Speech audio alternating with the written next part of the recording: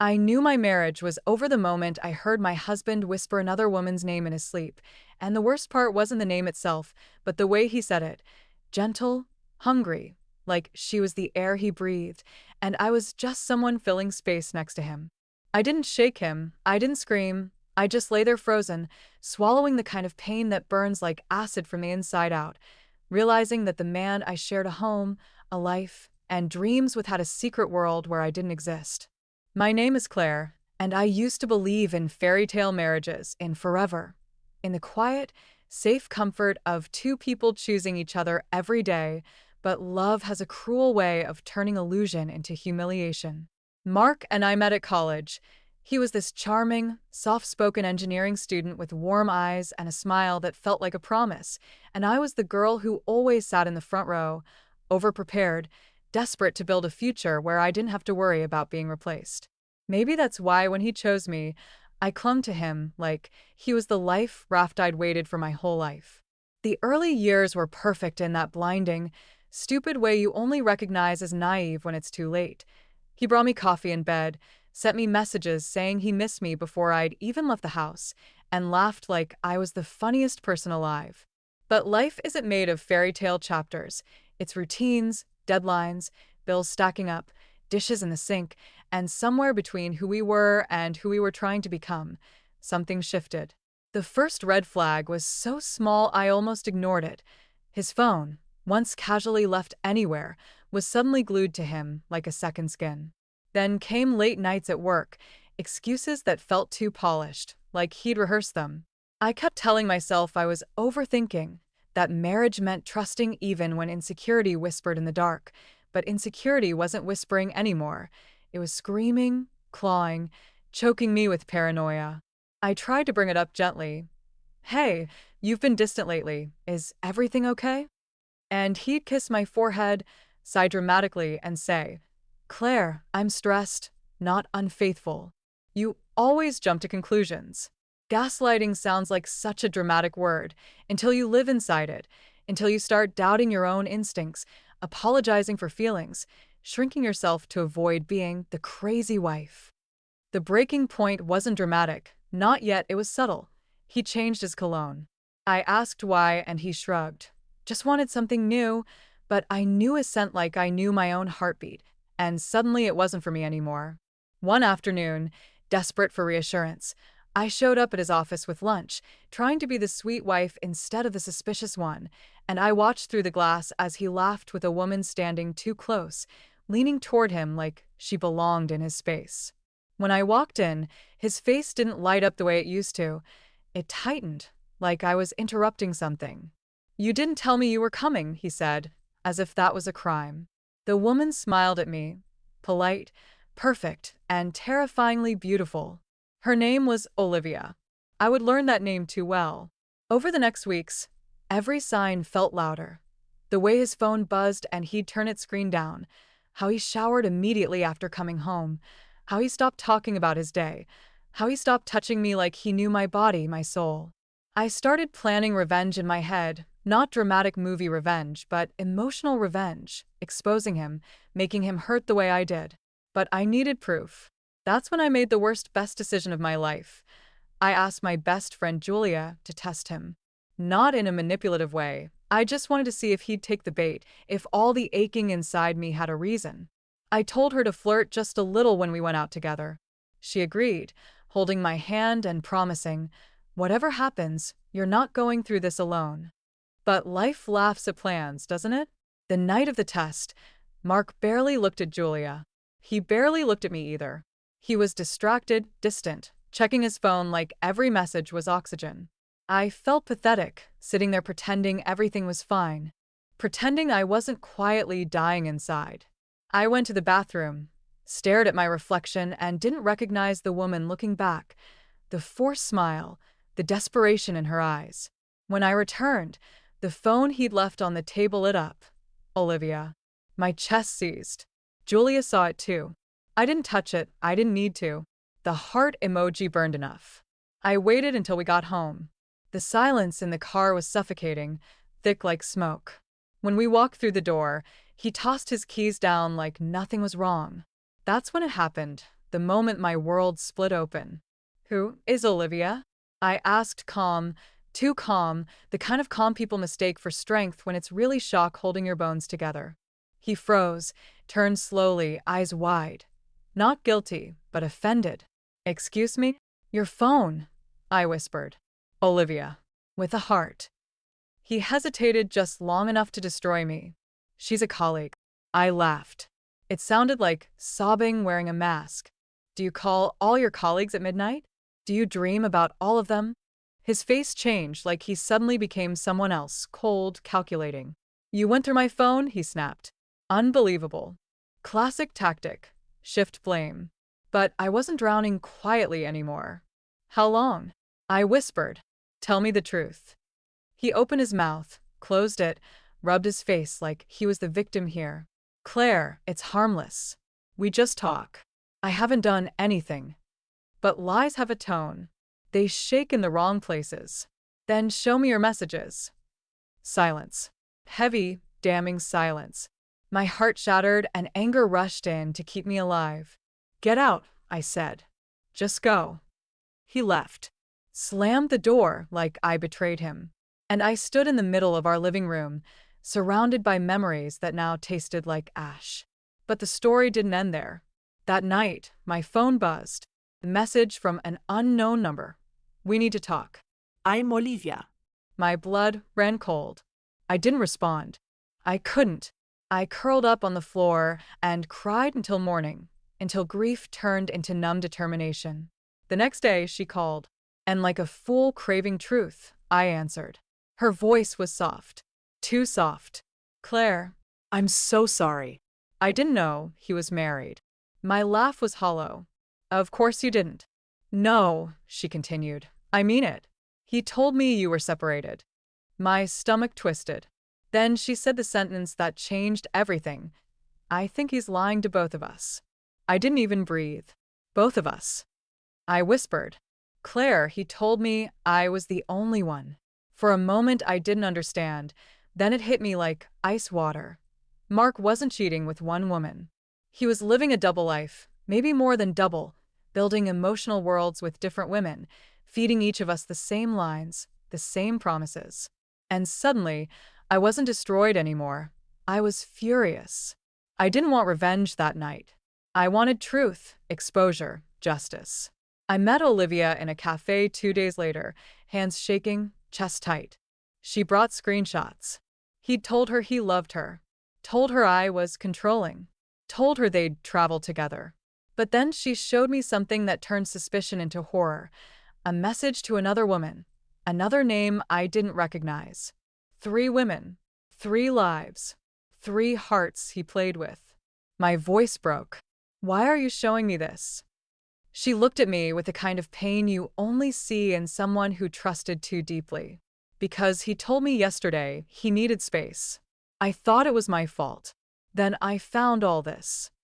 Betrayal is a strange thing. It doesn't just crush you, it connects you to strangers in the most intimate, tragic way. We sat there, 2 women bound by the same lie, same man, same humiliation. And in that moment, something inside me hardened. Not bitterness, not hate, but clarity. Love shouldn't turn you into a detective, or a beggar, or an afterthought. I didn't confront him yet. I didn't scream or throw things. I planned. Quietly. Carefully. I wasn't going to explode. I was going to expose. And the way it unfolded was something even I didn't expect. I didn't sleep for 3 nights. Not really. Just lay awake staring at the ceiling, replaying every moment of my marriage like a film reel I suddenly realized had been edited by a liar. I kept waiting for the grief to crush me, for the heartbreak to pull me under, but instead I felt this escalating clarity, like I'd stepped out of a fog I didn't know I'd been living in. And clarity is dangerous, because once you see the truth, you can never unsee it. I wasn't going to scream or collapse or beg for answers from a man whose words were poison. I wanted him to face himself, to face what he'd done. And I knew exactly how to make that happen. I invited him to dinner. Yes, I did. I set the table with candles, cooked his favorite meal, put on the dress he once said made me look like the the reason he fell in love with me. I did it all, not because I wanted him back, but because I wanted a stage. He walked in looking confused, maybe slightly hopeful, which infuriated me in ways I can't explain. That hope in his eyes, that little spark like he still believed I was the woman who would forgive anything as long as he smiled right. God, it made my blood boil. "You made dinner?" he asked, loosening his tie like we were just another couple trying to recover from a silly fight. "I thought we needed a conversation," I replied, and my voice was so calm it startled even me. We sat. He ate. He made small talk about work, as if pretending hard enough would make the truth disappear. I watched him, studied every blink, every breath, the way nervousness crept into his jaw when silence stretched too long. When half his plate was gone, I leaned back and said it. "I met Olivia." His fork froze midair. He didn't drop it, didn't flinch dramatically, he just paused, then slowly lowered it to the plate with this measured control that told me he still believed he could talk his way out. "Claire," he started, voice soft, almost sympathetic, like I was the one who needed comforting. "I know you're upset, but you don't understand the situation." "You're right," I said. "I don't understand the situation where my husband tells another woman we're separated and in the same breath tells her he loves her." His face twitched, and there it was, guilt cracking through charm. "I didn't mean to hurt you. Stop." I cut him off. "You didn't mean to get caught." Silence. Real silence. Heavy. Then he leaned back, like he was preparing a speech he'd practiced. "Claire, I've been unhappy. Our marriage hasn't been the same. We drifted. And Olivia was just someone I could talk to." "One person?" I asked quietly. His jaw tightened. He knew I knew. "How many?" I whispered. He didn't answer. That was answer enough. And here's the thing, tears didn't come. I didn't break. I didn't crumble. I just stared at him and felt this strange detachment, like I was witnessing someone else's disaster. "I'm sorry," he murmured. No emotion. No remorse. Just a script. "I'll fix this. We can go to therapy, I can cut contact, we can—" I laughed. Not angrily. Not hysterically. Just laughed. "You can't fix what you never valued," I said. "You didn't break our marriage. You abandoned it and came home to borrow shelter." He tried reaching for my hand, and I pulled back like his touch was fire. "Claire, please. Let's talk like adults." "Oh, we will," I said quietly. Then I stood, walked to the front door, opened it and waved my hand. And she walked in. Olivia. And behind her, another woman. The third one. I don't even know how I found her. Grief makes you resourceful. Betrayal turns you into a strategist. All three of us, standing in the living room like ghosts he never expected to see in the same place. His face drained of color so fast, I genuinely wondered if he might faint. "What is this?" he choked. "Reality," I answered. Olivia folded her arms, her expression stone. The other woman, Emily, quiet, gentle-looking, heartbreak in her eyes, couldn't even look at him. "Mark," she whispered, voice shaking, "you told me Claire was unstable. You told me you stayed with her out of guilt." I watched his composure crack, panic rising like heat under his skin. "Emily, listen, it's not. You told me Olivia was a co-worker trying to ruin your career," Emily continued, louder now, emboldened by fury. "You told each of us we were your future," Olivia added, eyes blazing. "And all this time you were playing therapist to your own lies." He looked like a drowning man, reaching for ropes that weren't there. "Stop," he said. "Please, all of you, just— You don't get to ask for peace," I whispered. "Not after you built chaos and called it love." And then something happened that I didn't plan. Emily broke down. Not loud or dramatic, just quiet sobs that somehow hurt more. Olivia held her, and I stood there feeling this surreal emptiness, like I was outside my own life watching it collapse. He tried to approach me. "Claire, I love you." I stared at him like he'd spoken in a foreign language. "Love? Love is consistency. Love is truth. Love is loyalty when nobody's watching." What he gave me wasn't love.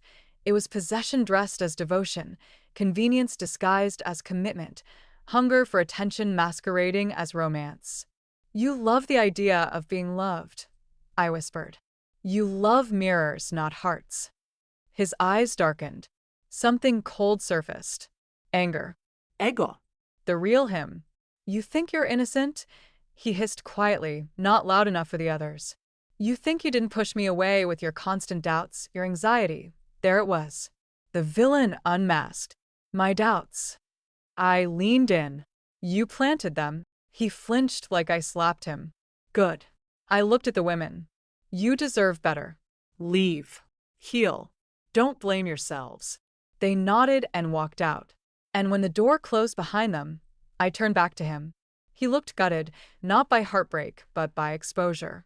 Everyone will know, he whispered, voice trembling, not with fear of losing me, but fear of losing control. No, I said calmly. Not everyone. I'm not here to destroy your reputation. I'm here to reclaim mine. He blinked, confused. You don't get to be the victim in anyone's story anymore. Not theirs, not mine. I walked toward the hallway, paused, then turned back one last time. Pack a bag. You're leaving tonight. He opened his mouth to argue, saw the look in my eyes, and stayed silent. Later, when the house was quiet and he was gone, I sat alone in the dark. The tears came, not for him, not for us, but for the woman I had been. The girl who believed loyalty was enough to keep someone. The woman who confused endurance with love. I grieved her. Then I let her go.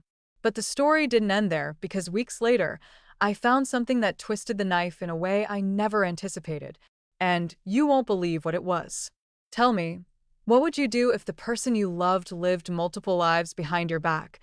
I thought closure would come the day he walked out with his suitcase and the last look of panic still floating in his eyes.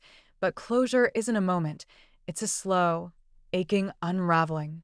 For weeks I lived in silence, not the peaceful kind, but the kind that hums like electricity under the skin, restless, raw, full of unanswered questions.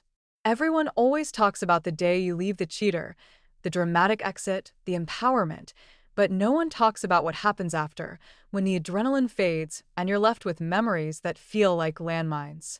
His toothbrush sat untouched in the bathroom. His favorite mug stayed in the cabinet. His cologne, God, that stupid scent, lingered in the closet like a ghost wearing arrogance.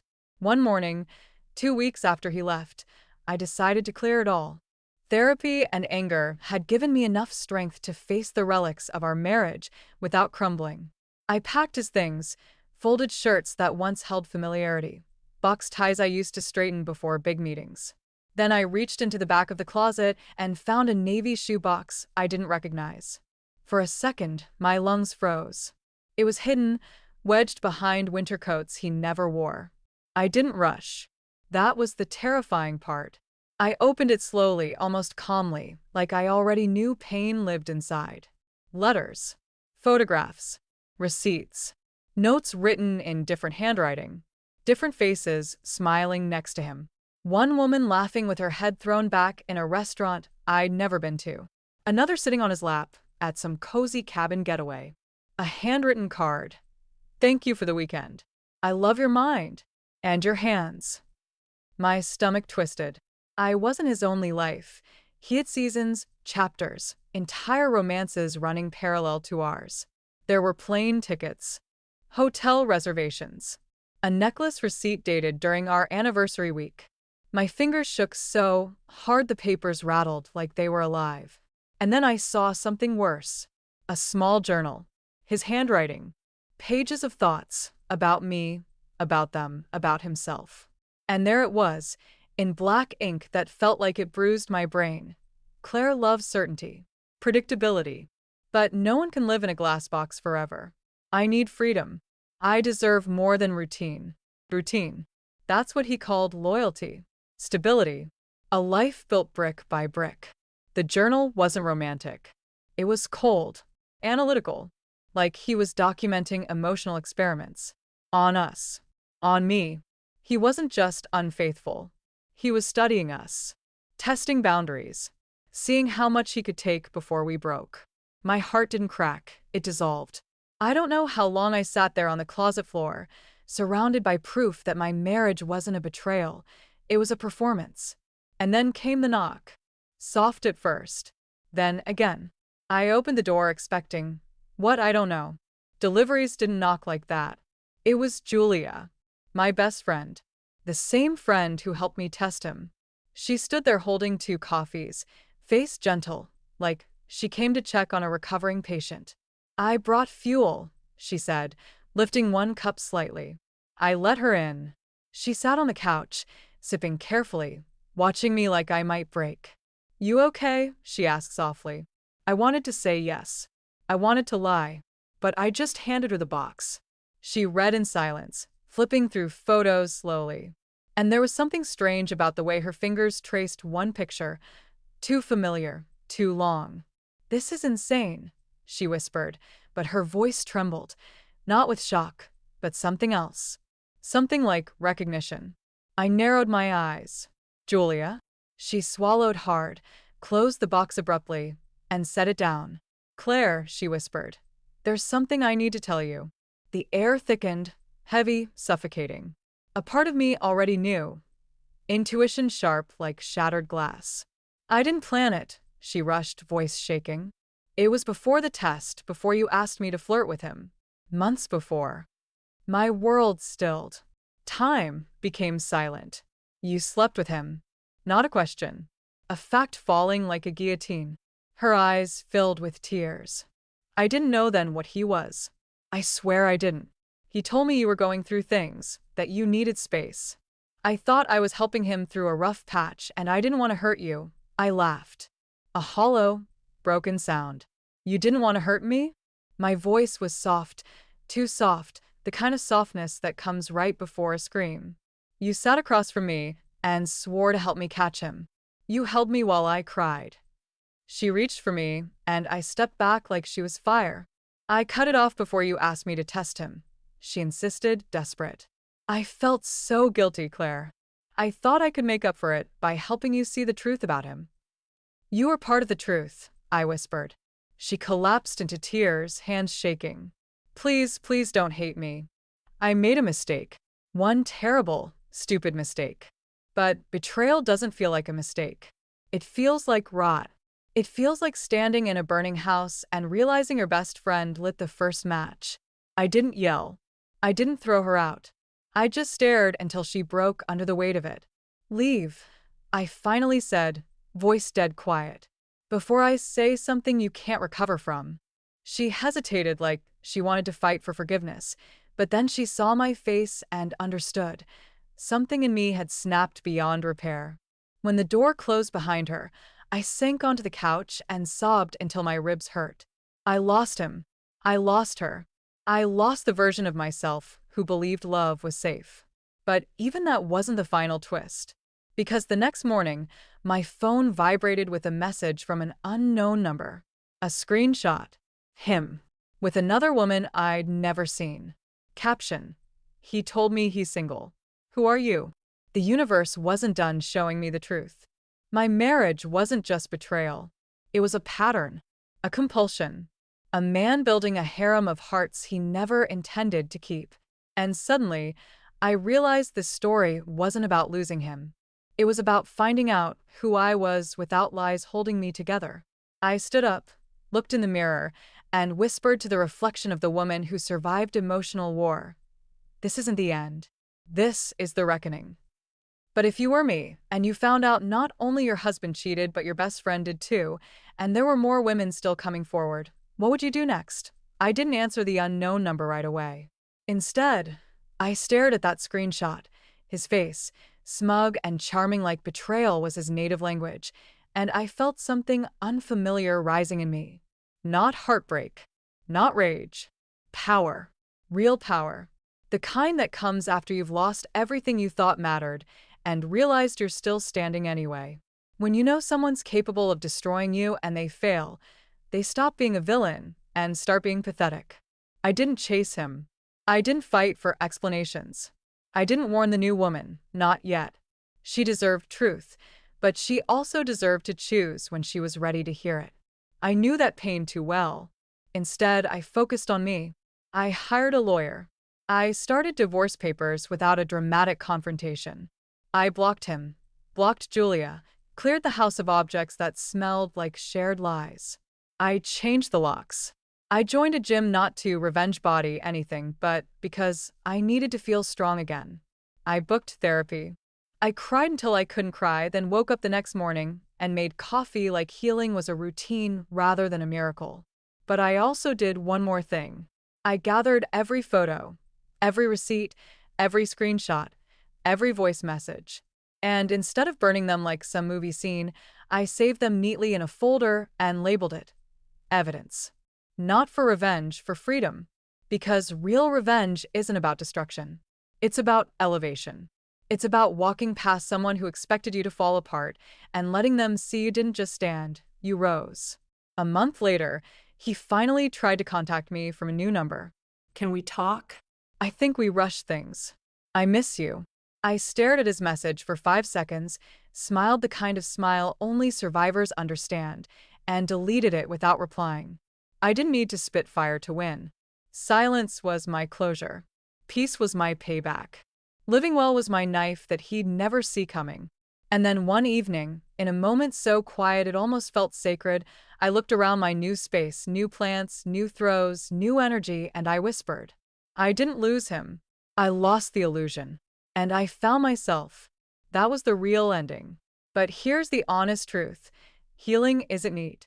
Some mornings I still wake up with echoes. Sometimes trust feels like a foreign language I'm relearning syllable by shaky syllable. But now I know what I didn't know before. I would rather be alone than half-loved. I would rather rebuild from ashes than live in a mansion built on lies. And I would rather trust my instincts and break my own heart with truth than let someone else shatter it with deceit. So tell me, if you discovered not just your partner's betrayal, but your closest friends, and realized there were more lies waiting in the shadows, would you confront? Expose? Forgive?